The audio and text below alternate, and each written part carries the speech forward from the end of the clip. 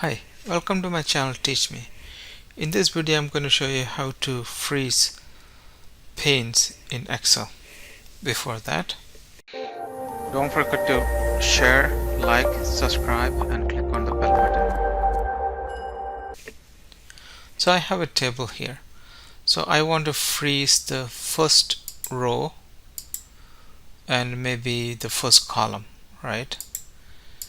So in order to do that, let's go to View menu. Under View menu there is a pane, right? So if you click on this freeze panes, and I could say freeze top row. If I do that, it's going to freeze the top row, right? So let's say if I go to pane and freeze the first column, it's going to remove the top row, but as you can see there's a line over here, so it freezes the first column, right? But how do you freeze the top row and the first column? In order to do that, just go all the way on the top and all the way to the left, and you want to click on cell B2. So what it does is, I'm going to say, okay, I want to freeze this column and this row. So B2, once you click on that one, click on the freeze panes and just say unfreeze panes first, then click on it again, freeze panes.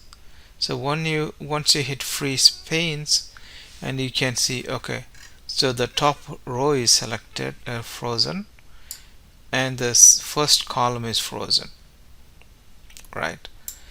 Okay, so what about if you want to freeze two rows, right?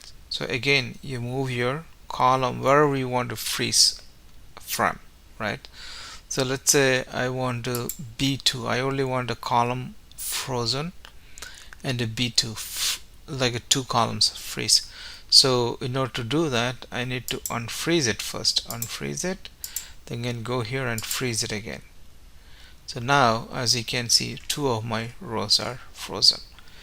So like that, you can do number of freezing columns and rows.